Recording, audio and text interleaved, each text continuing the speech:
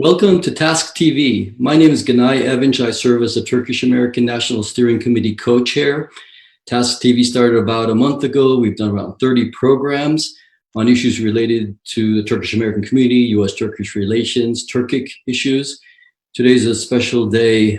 Today we remember the losses of Crimean Tatars due to deportation, exile, and pogroms, May 18th in 1944. And today we have the representative to the United Nations Permanent Forum on Indigenous Issues for Tatar issues, and the advisor to the Permanent Mission of Ukraine to the UN on Indigenous Matters, Ms. Ayla Bakkallı. Welcome, Ayla. How are you? Oh, thank you for having me, Günay. Very happy to be with you. Thank you very much for joining us today. We have a strong following. On our first showing, about 50,000 people watch, and then through our social media platforms, we reach around 240,000 for every program. And today we may have even a larger group watching because this concerns Tatars, not only in Crimea, but throughout the Russian Federation. The Tatars of Ukraine are watching. The Ukrainian American community will be watching, and this program will be shown, will be available to be seen on just by a click on YouTube for people to watch. I know, and we want to learn more about you, Ayla, but I know that you are a Turkish American of Crimean Tatar heritage. And your parents were survivors of the 1944 pogroms and forced deportation and killings. Your father was deported to Siberia and your mother to Romania. And your mother's background is strong in commerce. So in order to avoid Stalin and the Soviet Union taking your hard-earned wealth, it was decided better that you leave. So from here on, we'd like to learn more about you, the Crimean Tatars, and I will have further questions, and people are welcome to comment. I will see their questions and I will select from those questions. Well, thank you so much, Günay, for that wonderful introduction. I'm so excited to be here, and I heard 50,000, and now I'm very nervous. Yes, today is a very important day. It's May 18th, and what's more important and more tragic was the date May 18th, 1944. And today marks the 76 years of the en masse deportation of the Crimean Tatars from their homeland of Crimea under Soviet leader Joseph Stalin on May 18, 1944. You are correct, I am a Crimean Tatar, but I was born in Eskişehir, Turkey, where a majority of Crimean Turks reside. But my father was born in Kezlev, which is also known as Evpatoria, and my mother was born in the valleys in Karasupazar. They, like all the rest of the Crimean Tatars, were forcibly deported from their homeland. And it's just May 1844, it's just not a date for us, a page in the annals of history, but a very personal history for us. And this annual commemoration, in this way, we continually keep it alive. And I just wanted to give maybe a little bit illustrative description what my parents and my grandmother experienced, just a short version of it. On that day, on that May 18th, 1944, at 4 a.m., at the break of dawn, Soviet soldiers with rifles knocked on the door of every Crimean Tatar. And every Crimean Tatar was accounted for that day, that hour, at 4 a.m. And they were told they had 15 minutes, 15 minutes, to gather their belongings and were taken to train stations ready to be loaded on cattle train wagons. They they were deported 4,000 miles away from their homeland to Central Asia, to the Urals, Siberia, dispersed everywhere. And the Crimean Tatars describe this train journey as a crematoria on wheels that caused 46% of Crimean Tatar deaths. But when we delve deeper into just this event and just who are the Crimean Tatars and what is their tragic history about, why are they this continual target? We come to learn that, if I can give a background, that the Crimean Tatars hold deep ancient roots to the Crimean Peninsula, which is a place of stories and civilization.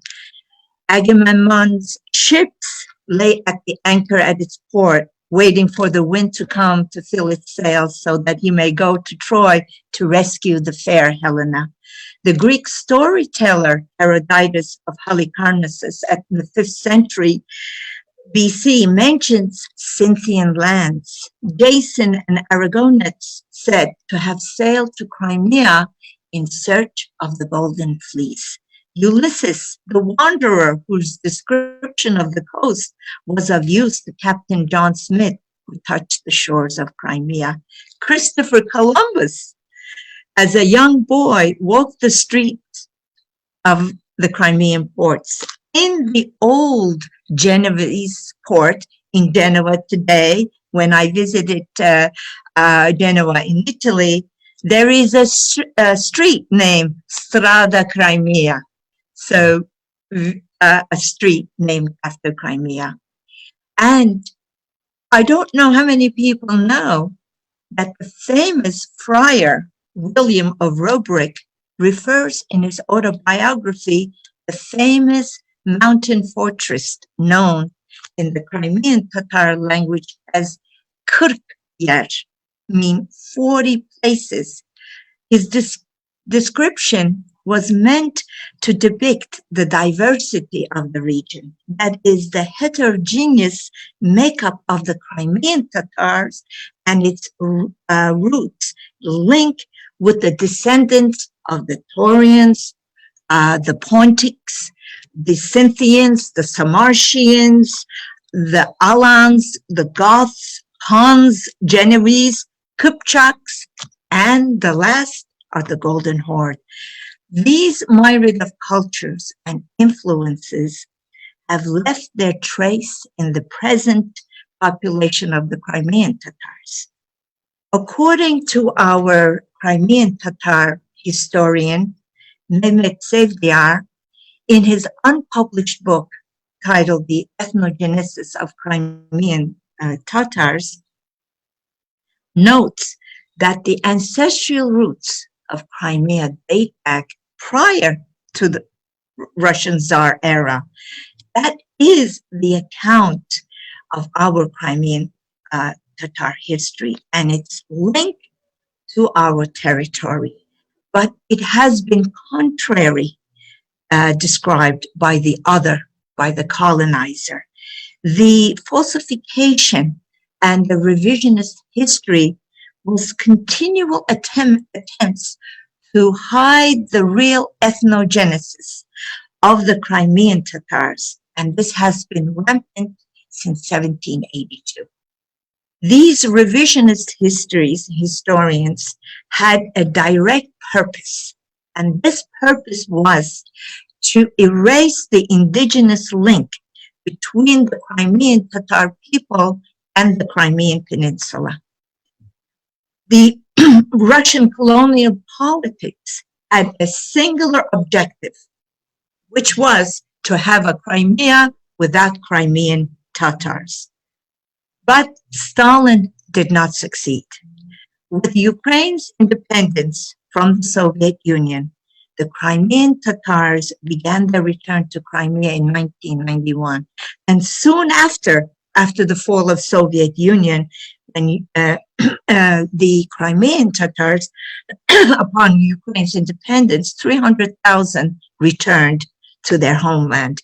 And approximately speaking, Crimean Tatars today make 13% of the population in Crimea. Mind you, on May 18th, they deported every Crimean Tatar, and a week later, you had 0 Crimean Tatars. So their return is a sign of success, signs of perseverance, and a longing of a people to connect with their land.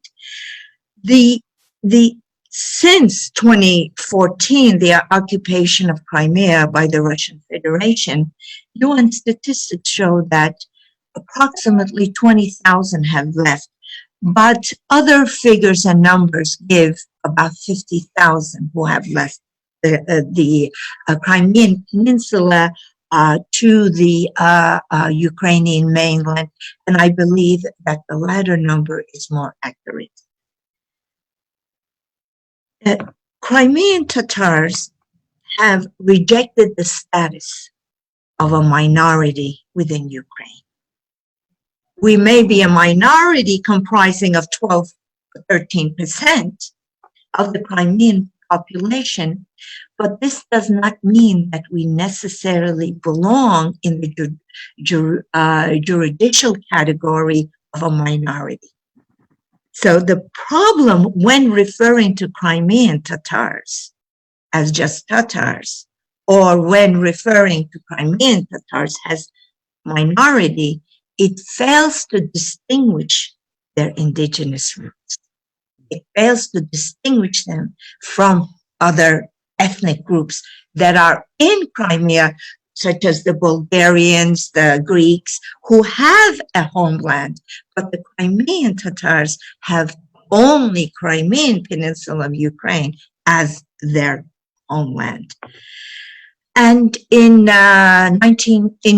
24, right after the occupation, Ukrainian parliament recognized the Crimean Tatars as the indigenous people of the Crimean Peninsula, and a year after recognized the deportation as a genocidal act. And this was followed by Latvia and Lithuania, similarly recognized on May 18, 1944 as a genocidal act. This new indigenous status has changed the paradigm and the dynamic relationship between the Crimean Tatars and Ukraine.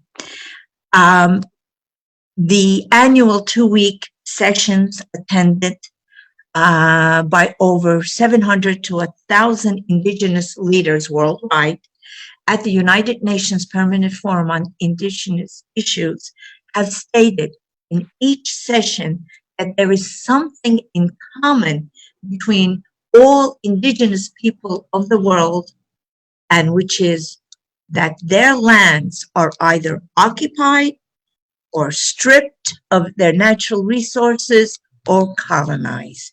That this is the common denominator of indigenous people, which number approximately 400 million worldwide. So it's not just the Crimean Tatars, but the Crimean Tatars, through this permanent forum, gain a very high platform and high-level voice in citing the human rights violations inflicted on the Crimean Tatars ensuing the 2014 occupation, as well as the recollection of the en masse deportation. The explanation as to why there is this large number of indigenous people worldwide, and Crimean Tatars or Crimean Turks, which Tatars are Turks, so however anyone is comfortable to use them. We had in 2012, at the 11th session of the UN Permanent Forum, a very in-depth intellectual discussion and probing onto why people have become indigenous status on their own land or elsewhere. And the thematic discussion before the forum was titled The Doctrine of Discovery, which examined the footprints of this doctrine and ways to redress the matter of the land, territories, and resources which have been confiscated, taken, occupied, used, or damaged without indigenous peoples' prior informed consent. And this is stated under Article 27 and 28, respectively, of the United Nations Declaration on the Rights of Indigenous People. It's a non-enforceable document, but there are articles which voice our human rights that is espoused at the United Nations. So the indigenous peoples studied a series of edicts written in the Middle Ages, comprised of 15th century papal bulls or decrees, as we call them today, which gave authority to monarchs and to kings to go out and conquer lands and civilize the native population. Pope Nicholas V issued a decree, a bull called Romanus Pontifex in 1455, which sanctified conquests in the New World by giving a right to conquer newly discovered lands. So with that pronouncement came an unprecedented amount of indigenous land grabs. How does this connect to the Crimean Tatars in Crimea?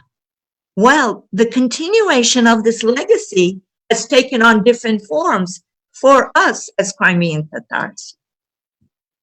Their edict authorized, empowered Gregory Potemkin in 1782, who wrote to his Russian mistress, Catherine II, "Imagine Crimea is yours. Point Crimea as the coveted pearl in the Tsar's crown." The notion of Crimea as a Russian land at this point was the starting point in implementing the mentioned seizure edict in Crimea. Ismail Gasparilla, a renowned Crimean Tatar intellectual who created a newspaper called Terjuman, which was also written in French, wrote in 1905, "The systematic oppression and confiscation of Crimean lands caused 1 million Crimean Tatars to emigrate to Romania and other parts of the Ottoman Empire at that time." So today, if we look at Turkey, by rough estimates, I would not be wrong to say that there are approximately 4 to 5 million Crimean Tatars who ancestors have arrived to Turkey at that time from Crimea. So when it comes to Crimea and the indigenous Crimean Tatars, this intersection of the potence of the old world and the new world find no difficulty in convincing themselves, which are at that time, the Russian Tsar Empire, which escalated to Soviet Russia, and today has come full circle by the Russian Federation, that they have a right to conquer, deport, and grab indigenous Crimean lands from the Crimeans. And the Crimean Tatars describe their history as a process of genocide initiated with Catherine, with the conquest, and culminating with the 1944 deportation, and it has been 6 years with the 24 occupation. That is why on the onset of February 2014 occupation, the Russian Federation sought to hold a referendum in order to legitimize its illegal annexation. And it is at that point when the Crimean Tatars heard and the leadership heard, immediately coined this legitimization through their Crimean, so-called Crimean referendum as the Potemkin referendum. And now Russia has picked up where it left off what it had been previously defeated in 1782.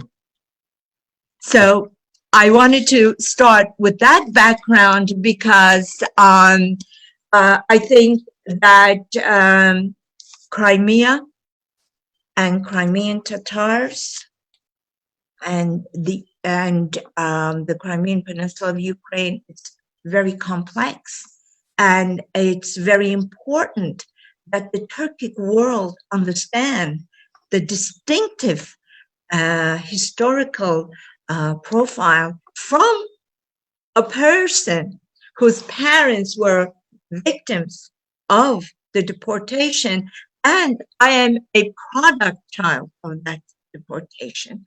So I am not unique to this experience. Every Crimean Tatar has not been touched by the deportation. And this is a tragedy that has tried us many times, but also made us strong. Gunay, I want to, if it's okay by you, I think I have a few more minutes. I think I have another 15 minutes or so. Yes, of course, please. Yeah. Now I would like to focus on today. And so therefore, when we explain the act, so when everyone reads the news and when someone hears anything about Crimea, and when they hear about the resolutions that Ukraine has submitted at the United Nations, before the General Assembly, before the Security Council in different area formats, that this background is thoroughly digested in everyone's mind. As you know, we are virtually meeting because of COVID-19. And today in 2020, the Crimean Peninsula translates into a very grim reality for Crimean Tatars and Ukrainians. The Ukrainian flag cannot be held in Crimea. There are no Ukrainian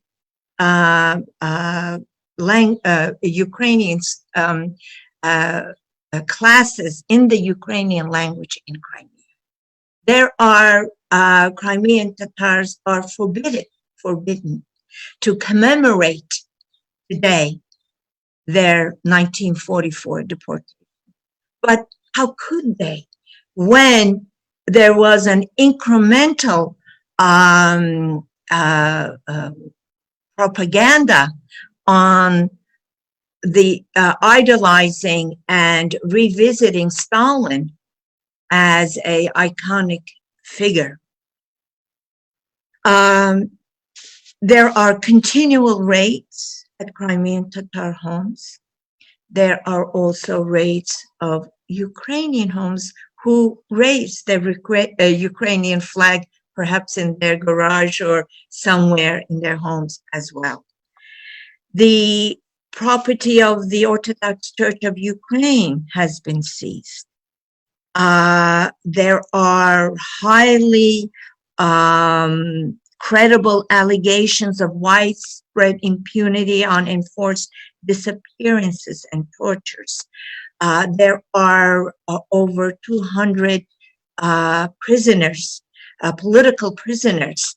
That are in absolutely decrepit conditions. With COVID-19, we fear their condition and their situation. And there has been an unsuccessful attempt by Russia to use COVID-19 as to use this pandemic for political purposes at the United Nations by calling to lift sanctions and trying to manipulate to benefit the suffering of so many people. On April 3rd, the Permanent Mission of Ukraine to the United Nations, the newly appointed ambassador, His Excellency Sergei Klitse, successfully, the mission blocked Russia's UN resolution, which submitted for the General Assembly, calling to lift the international sanctions under the guise of a declaration of solidarity in countering COVID-19. So this was a tremendous, successful diplomatic craftsmanship by the Permanent Mission of Ukraine to the United Nations. But Russia's actions are consistent and consistent with what's happening on the ground in occupied Crimea. Right now, under COVID-19, there is a real danger of COVID-19, and that situation is not good. And the rule is that the people in Crimea, if they're going out, need to have masks. But the rules for Crimean Tatars are different. The warning bans them from wearing masks. So they are prohibited from wearing masks under this guise of warning against extremism. So there are no protests in Crimea by Crimean Tatars. So under this guise of not to wear masks during protests is really a act that is very sad and something that needs international attention. The potential new civic identities between Ukrainian and Crimean Tatars really, we feed off of each other.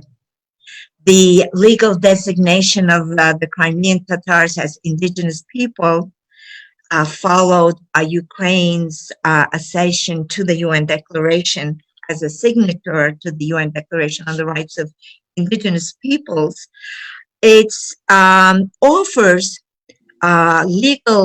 additional legal set of arguments and international norms for Ukraine when challenging Russia's claim on Crimea. So the unity of Crimean Tatars and the Ukrainians in occupied Crimea are a problem for the occupiers because it counters the false narrative that there was a unified call to annex Crimea. And it sours this image that the votes, that this March 14th so-called 2014 referendum was unanimous, and that Russia acted in accordance to the so-called will of the people.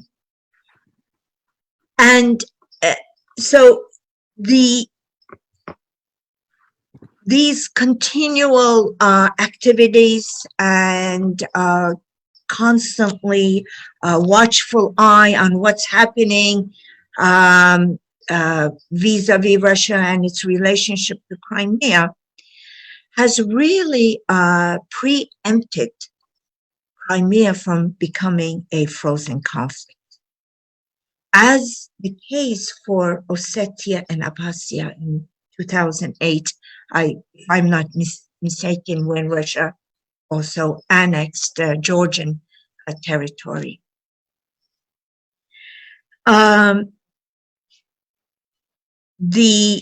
There's a constant call during many of our United Nations sessions, a call to have a monitor present and to really monitor the human rights situation and violations, and we seek Russia to grant full and unimpeded access to all parts of Ukraine, including the Crimea, to human rights monitoring missions. But it's really crickets out there. It's a talk to deaf ears.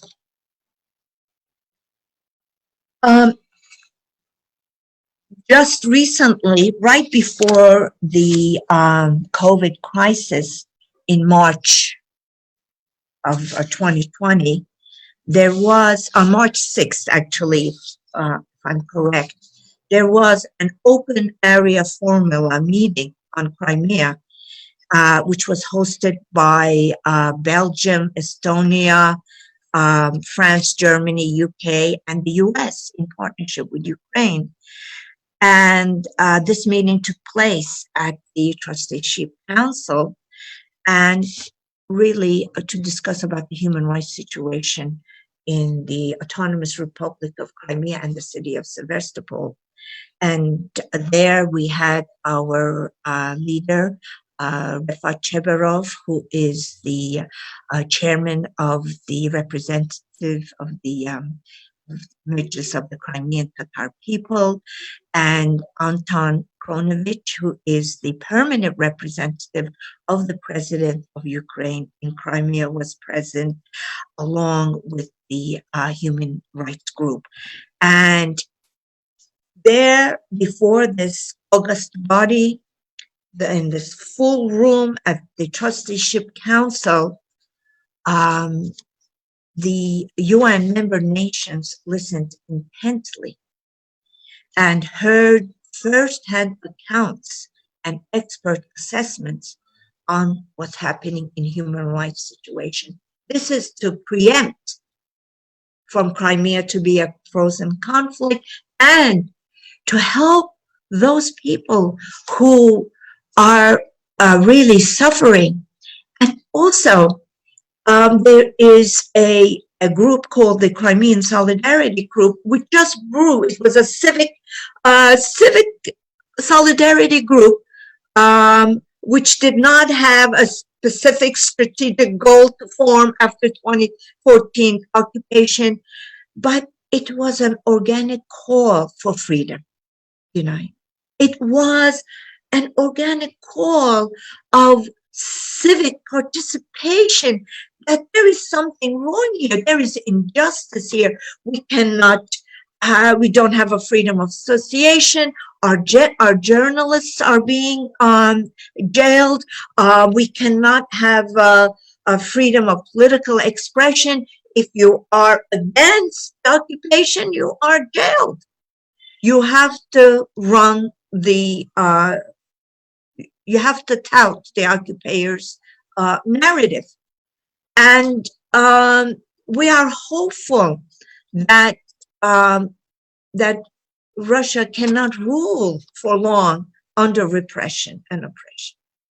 It's very hard. We have seen the Soviet Union presidents And so, but here, getting back to the trusteeship council meeting, it provides this forum, this inter-exchange. So the lockdown on Crimea, the heavier the lockdown, the more Ukraine and its representatives, its diplomatic community are out there becoming a voice for the Crimean Tatars and Ukrainians and the people in Crimea who want freedom but who are afraid to speak their voice. And if I may go back to 1991, about when Ukraine gained its independence, there was a referendum, and the referendum said, we don't want to be with Russia, we want to be with Ukraine. Because Ukraine was espousing democracy, we had the Orange Revolution, we had the Maidan, we have all these expressions of civic activism and call for freedom and democracy, and over and over again. So this Crimean Solidarity Group is an expression of the authenticity of the call of Ukraine to be fully democratic and free. This is that authentic call. And at this trusteeship council, we addressed the human rights situation and how to ensure accountability for human rights violations in Crimea, and how to achieve an independent and human rights monitoring in Crimea, and how can we support this freedom of expression in Crimea. It is so important. I know from my people that nobody can keep us down. We say whatever we want. We are, we try to be diplomatic, but we can't. We just go right for the jugular, and the jugular is truth. So the discussions on Crimea at the United Nations on Ukraine and the situation in Ukraine have taken place predominantly in the context of the General Assembly, because since 2014, the General Assembly has consistently adopted resolutions upholding the territorial integrity of Ukraine, including Crimea, the Autonomous Republic of Crimea, and the city of Sevastopol, and calling the withdrawal of Russian forces of Crimea. And that day, on 2014, Ukraine received 100 votes in support of its territorial integrity. So this is a tremendous voice of support for Ukraine and for the Crimean Peninsula and its indigenous people, the Crimean Tatars. I'm ready to take on questions out there. I think perhaps we can discuss you can ask me a question on the Crimean Tatars and relationship with Turkey. We have a lot of us there in Turkey and in Turkey, I should say. That's what happens. Yeah. we do our.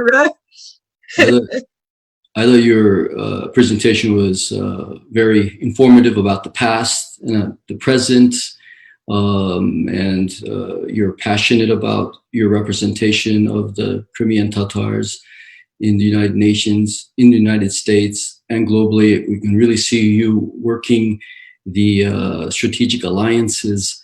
The situation has come full circle since 1944, when the standards for human rights, humanitarian initiatives were quite low. And interestingly, we see that it can actually go back to those days today, even though the standards are much higher today. Back in the 40s and before that, we're all Americans and we can talk about our own history when we talk Yes. about other histories. Of course. Starting in the 1830s and onward, the Native Americans were being removed from their lands and placed on reservations.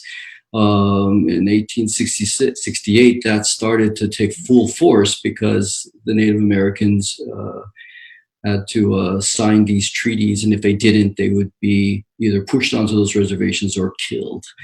And it's interesting with online or distance learning right now with my kids' history and reading classes. We're learning about these today, and not only did my kid, 10-year-old Arda, didn't know, I didn't know this stuff. So.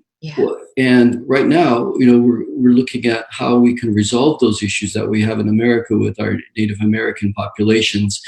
It seems to me the Crimean Tatars are definitely perseverant, smart, hardworking, and they see the long road ahead of them, and they have passed on that wisdom and the tragic memories. And the new ways of solving problems to oncoming new generations. And interesting, I was born in Chicago, but I grew up in San Francisco. We were talking about this earlier. And back in the 60s, early 70s, there weren't many Turkish American families in San Francisco. And our first friends were Crimean Tatars. And they spoke Turkish of a different kind. And that was interesting to me as a child to hear it that way. And they had come from Japan. And then we didn't know the history that accurately, but we knew that Russia had exiled everyone. Yes. And they were finding ways to live, exist, prosper, have families, have children. And many went to Japan, came to Eskişehir, Turkey, and then to the United States. Interesting, the Turkish American families, we had, Italian American Catholic family friends, we had Jewish American friends, and we wanted to learn more about our own heritage. And the Tatar Crimean Americans said, hey, why don't we have a Saturday school on our heritage, including religion? Islam. And it was interesting. A synagogue gave us an activity room, and our teacher, the headmaster of the Saturday school, was a woman who was of Tatar Crimean heritage, and she was the wise woman of the village, so to speak, of our village, of our little Turkish American village in San Francisco. And she was also our imam, a woman as our imam, and our history teacher, and our language teacher. But one thing I wanted to bring up with you, Ayla, is never, ever did the Crimean Tatar friends of ours talk about the tragedies of their past. And in their eyes, we can, at least my parents would say, I was a child, I couldn't sense these things as much as maybe an adult could, but in their eyes, there was sorrow, that they were carrying tragedy with them, deep pain. And I wanted to know, I've seen this also in my own grandparents. They left the Balkans in the Balkan Wars. There was no room for Turkish-speaking people, for Muslim people. They were being pushed out, and they never wanted to talk about those days of how leaving their homes, coming to a new land, setting up a new life, trying to set up a new life, but never ever, making it work totally as it used to be in the old days. And they too had deep tragedy and pain that they didn't want to talk about. How does the Tatar American community deal with this in modern times? Now we can talk about our tragedies and our pain, and more people are willing to understand. Diversity is respected. How are you dealing? Your community dealing with this? Well, we do have a American Crimean Tatar, American Turkish community here in New York City, in Brooklyn, which is the center of the American Crimean Tatars in Brooklyn, New York. It is where our association building is located. It is where my father used to take my other three sisters. We were four girls in the family, and whenever there was going to be a vote taking place on the new organizational president of the American Association of Crimean Turks, he would load us up in the back seat of his Impala car and say, "You are going to vote for this." This person is going to be good for us and good for Crimeans. And so it is this link. Land is sacrosanct. And there is also the link identity with land. You know, we are who we are and we have a need to be. This is a very humane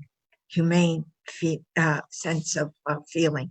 And so we here at our community have our annual Crimean Night, Kırım Gecesi. We have talented Crimean Tatar musicians who play the music that's passed on from our parents to us and to the next younger generation. We dance, we cry, and we talk about what's happening in Crimea and who we are as a people.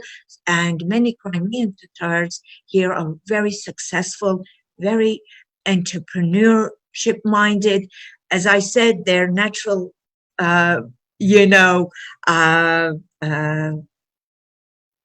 businessmen.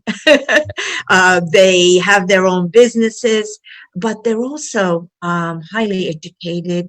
They make sure that their children get the rightful education they need.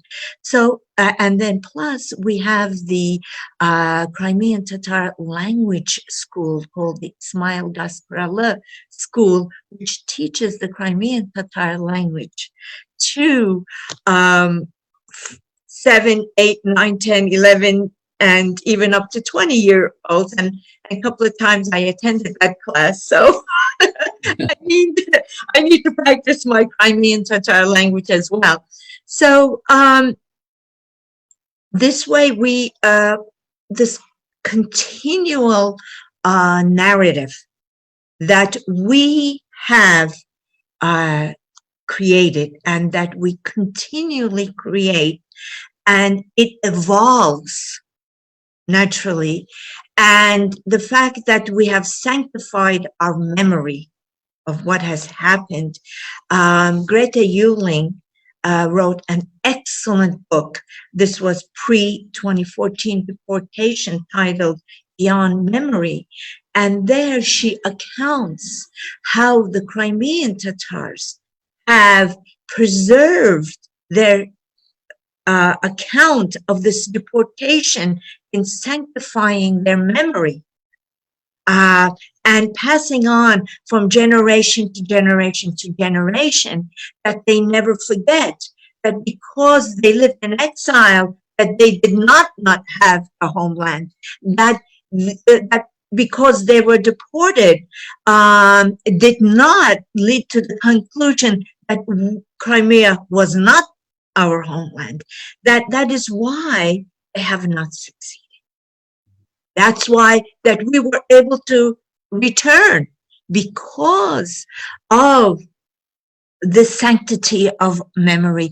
And I might also add, but that's for another time of discussion, is the Crimean Tatar youth movement and the Crimean Tatar movement to always return back to the homeland, because where they lived in exile in Uzbekistan were in settlements. My uncle Veit was there. He lived there. And one day his wife was very ill and he wanted to get medicine in a drugstore. He left the settlement and was imprisoned for 2 years in the Soviet Gulag. And so imagine, it is almost a sadistic form of treatment of the Crimean Tatars. You know, in the halls of the United Nations Library, there is a 2-volume book. It's called the Encyclopedia of Genocides, and it's edited by Desmond Tutu and Israel Charney.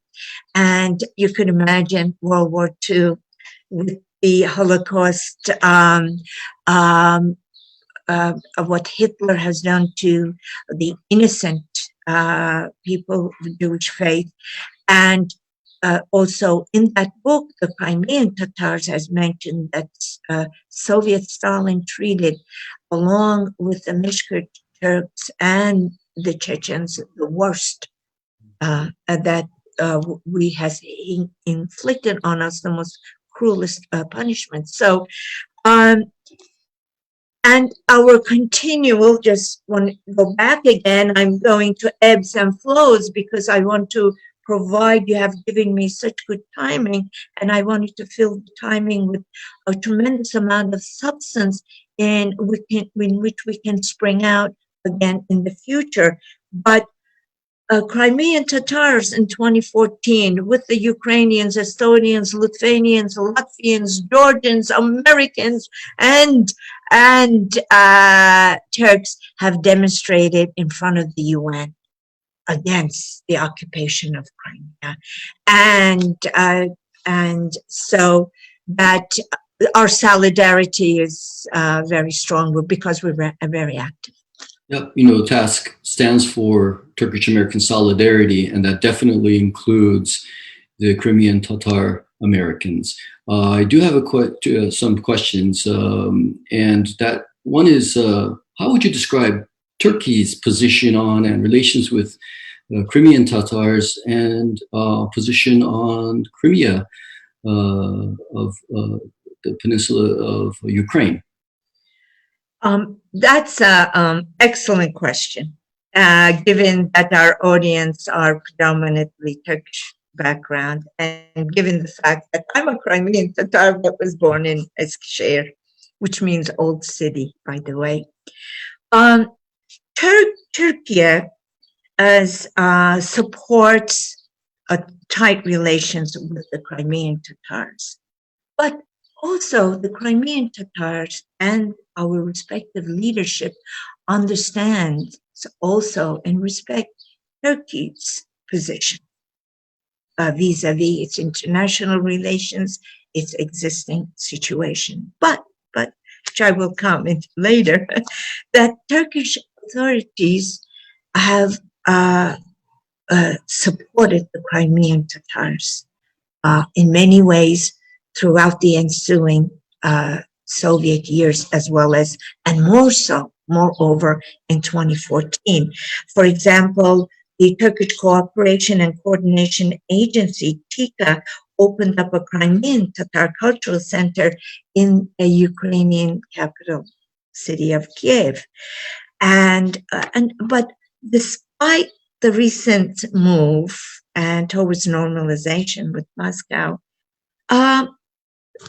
Ankara does not seem to be rushing to establish Crimean Tatars living in Crimea, occupied Crimea.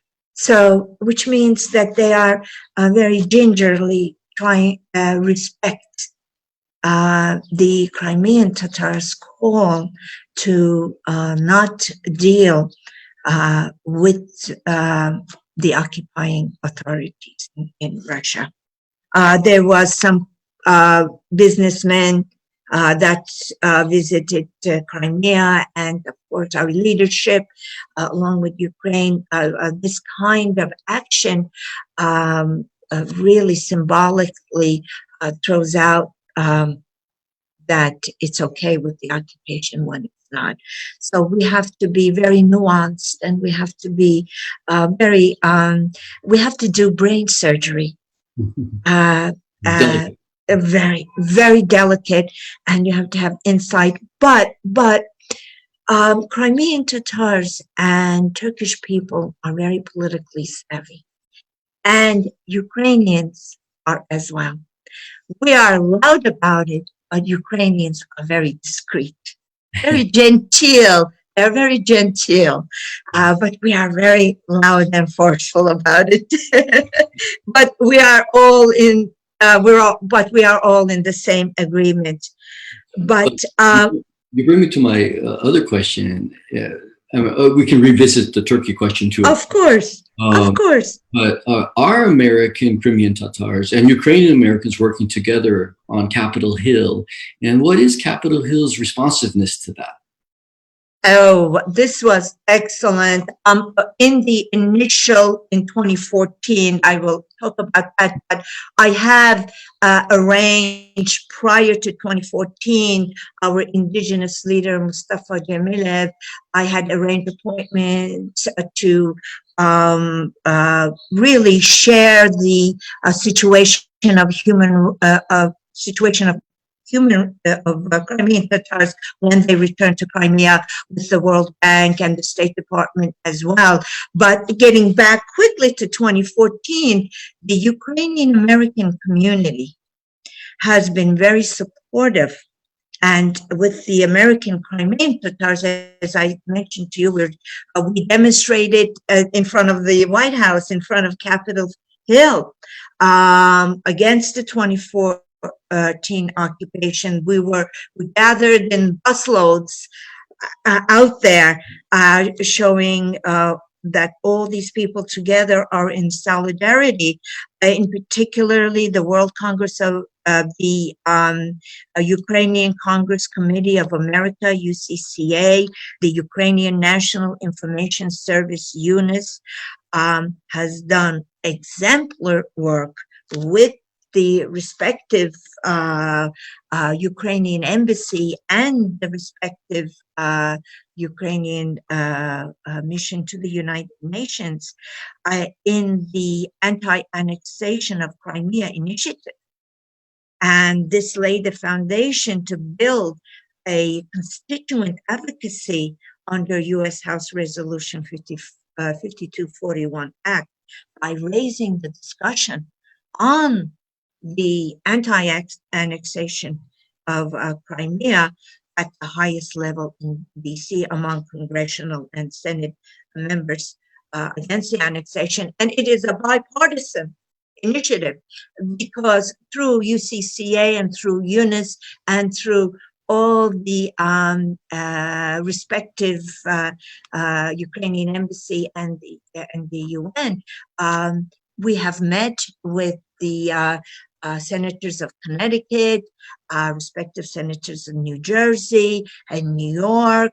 My congressional representative, Carolyn Mahoney, I have visited her countless times. She is a magnificent representative for us, but we are bipartisan at the same time. We really uphold the Republican Party, the Ronald Reagan, who was the pillar.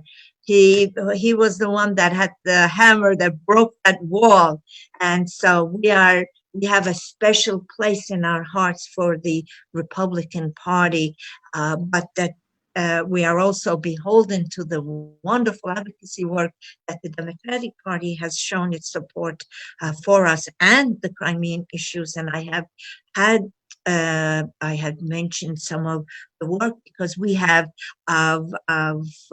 many American Crimean Tatars in Brooklyn, in Queens, and Long Island that also have their respective representatives, and they are very good law-abiding constituents. They pay their tax, they have their own business, they own gas stations, they know small businesses, they are teachers, they are professors, they are intellectuals, and there's this wide, expansive Crimean Tatar community, and they are honest people. And so, therefore, it's very important. They're taxpayers. They're not trying to do a fast one. They follow the law and they vote. And so it's a wonderful active constituency that's out there. So, but it is the work that Eunice and the Ukrainian American community has done across the nation. If their representative is in Albany, they make sure that anti-annexation of Crimea Act is mentioned. If you have Ukrainians, which is a very large number in Chicago, which I visited, they make sure their senator and their congressman know that they do not accept the annexation of Crimea. The Ukrainian American civic activism was displayed at Maidan in 2014. So this synergy, it's fantastic. It is what democracy is about. Democracy, you have to be very active in democracy. And that's what Crimean Tatars are hardworking. And when you said that, you made me remember my father, such a hardworking man. He was exemplar. I remember he was a humble man. And many of the Americans used to tell me, when I was small, he used to take me to his job. And so he used to say, your father is a very good man. He is a very hard worker. He is American. He believes in the work ethic value. And he was so proud of that, this acknowledgement, this recognition of his hard work. So we just seamlessly came right into American society because of our values for freedom, nonviolence, espouse democratic principles and values. So that's just like the Turkish Americans who are in high level positions throughout the U.S. Definitely, I think the Crimean Tatar community nationwide is endearing to everyone and is endearing in a bipartisan manner as well. And when we look at how both parties are united when it comes to issues relating to Russia, we also see how delicate it is even for the United States in dealing with issues related to Russia. And definitely Ukraine and Crimea are one of those issues. Syria is another.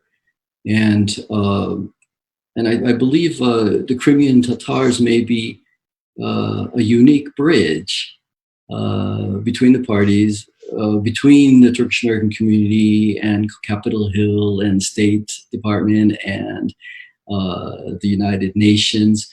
It's a special community. And your father, he's American, but he's an American, proud American in a very special way. He's a proud American in a way that America stands for solidarity and diversity. Yes. And he brought in all those value systems of his heritage to America. It's a huge loss, I believe, for Russia. And maybe indirectly, a purposefully provoked loss against the Ukraine.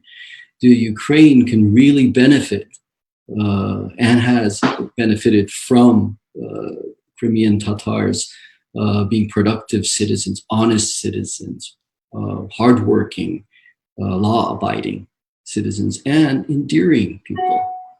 So I want to thank you. If there have another thing you would like to bring up, a point that we should hear, definitely bring it up. This time is your time. This time is the time for the Crimean Tatar American community. I do want to close I think we have just a few more minutes, if I'm not, about 10 more minutes, if I'm looking at the clock, or 15 more minutes, I'm not sure. But I do want to close off with an urgent message and a takeaway for not only for the American Americans who are viewing us, but also for Turkey as well. Since the annexation of Crimea, the militarization of the Crimean Peninsula has been accelerating at an alarming level, which has been a very high concern for the indigenous Crimean Tatar leadership, and moreover for the nation of Ukraine. And as Crimea is becoming increasingly isolated from the media and international community, this militarization, it's accelerating at a fast speed. There are several human rights reports that have been already released on the situation in Crimea, and has highlighted that fact. You will find them at the Ukrainian mission site on one of the resolutions on before the General Assembly on the militarization. And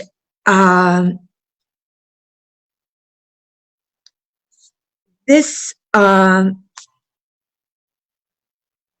militarization should also flag some of the historical interplay between Russia and the Ottoman Empire, and the latter part of the Ottoman Empire as well, that the historical precedence of Crimea's great strategic significance on this militarization of the peninsula should be a concern, not only to the international community, but particularly to Turkey, because Crimea's importance for Moscow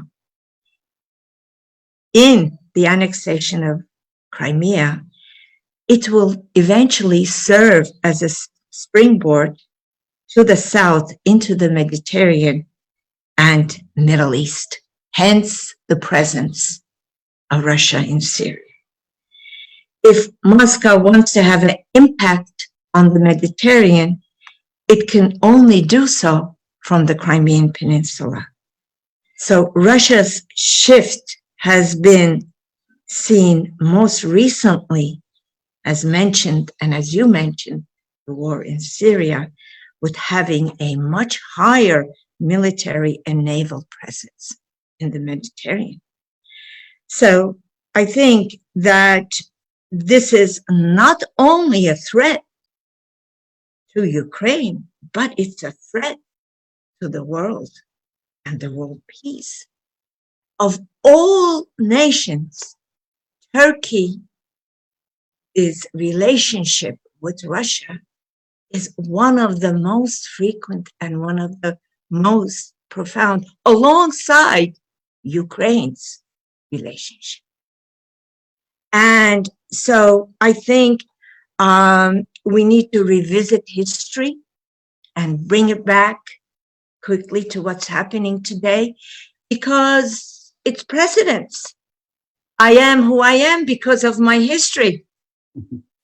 And so, and the EU Parliamentary Assembly, the European Council, this is a call for these countries that, that to really enforce the Budapest Memorandum of 1994 in order to work towards the immediate deoccupation of the Crimean Peninsula.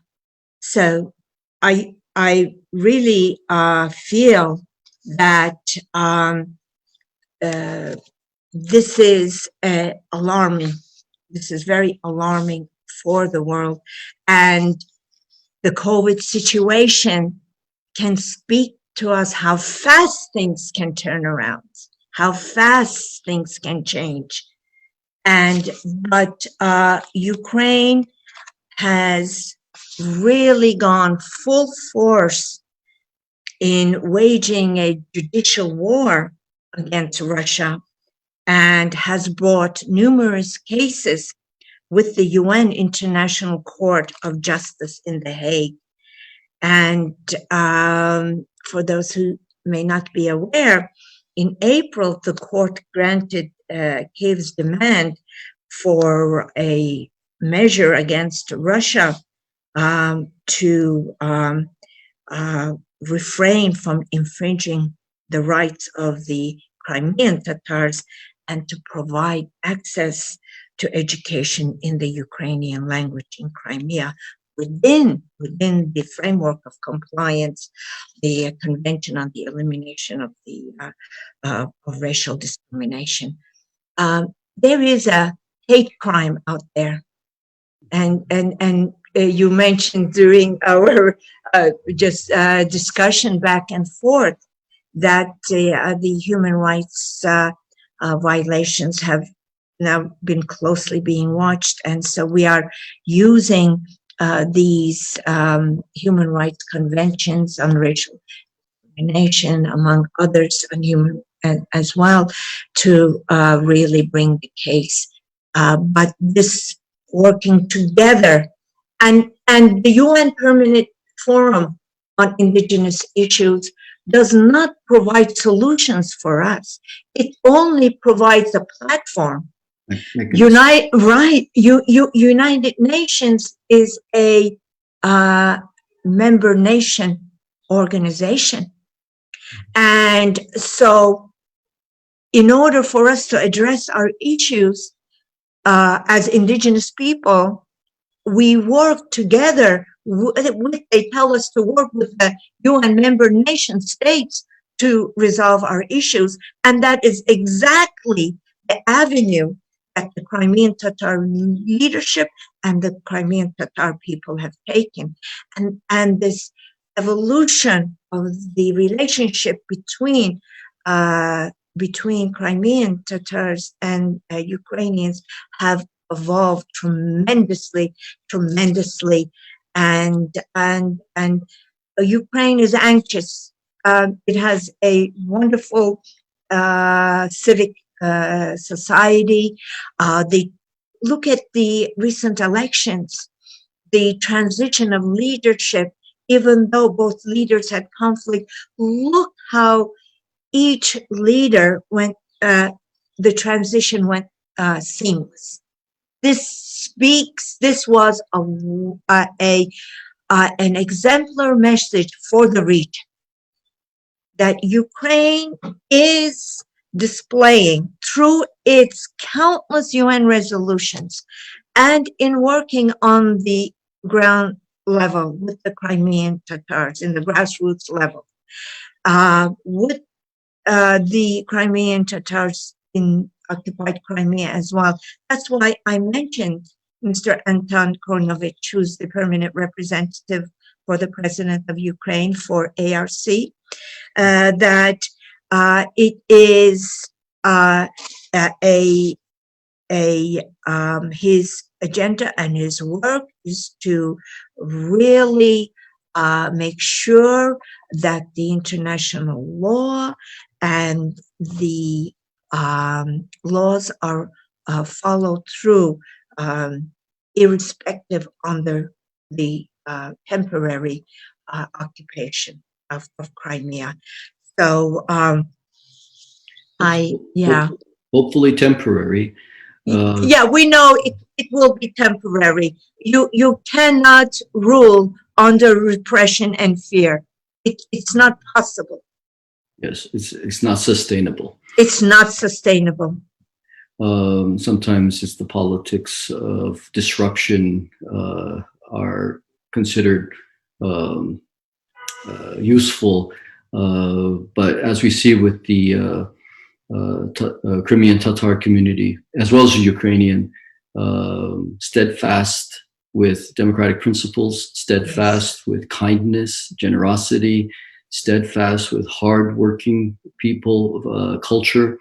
And again, I will say this again, endearing. And that's very important. It's heart to heart, very important part of democracy. Just as we say, all politics is local, I believe that you can say that all good movements are in the heart. And so today we listened to Ayla Bakkallı, representative for the Ukraine and the Crimean Tatar community at the United Nations. Today, Ayla, we proactively, and this is very important, proactively remembered May 18, 1944, so that that doesn't happen again. Yes. And so that we can, again, work on a peaceful resolution where the Crimean Tatars return not just to their homeland, but to their motherland, yes, which is really important. And I tell you, as an American, I'm proud to have Crimean Tatar American heritage community in America. I have a special as a Turkish American community leader, and as well as the Turkish community itself, as a special relationship with the Crimean Tatars. We are also, as the Turkish American National Steering Committee, are developing working relations with the Ukrainian American community. What happens to the north of Turkey is just as important as what happens to the south of Turkey. And we need to have, how can I say, courageous, visionary solutions to these issues. And I think it's all workable through compromise and understanding what every state needs. Most of the time, these issues are based on resources. As you stated at the very beginning, the removal of indigenous groups are very much related to the resources in their lands or their geostrategic location. We saw this with the way the Middle East was treated with Sykes-Picot after World War I. We saw this even earlier in America, how we treated our Native American people. So these lessons have to be lessons learned, and then to build a better future. TASCTV is very pleased, honored to have you today. Again, we remember May 18, 1944, not just with our deep sense of affection and alliance with the Crimean American people, Crimean Tatar American community, but we remember proactively so that we can do something about it. Yes, and your platform was an excellent opportunity to remember the deportation and to understand why and how we came to be indigenous people. That is very important, and how the occupation is still continuing and has come full circle again to our tragic history. So I thank you so very much. I thank everyone in your audience, and this is a wonderful, also a intellectual interaction where through that I think we can resurrect a new way of looking at things and moving forward with that fresh, a new contingency, if you will. Great pleasure. Our hearts and minds are with you. Thank you. Thank you very much. Thank you.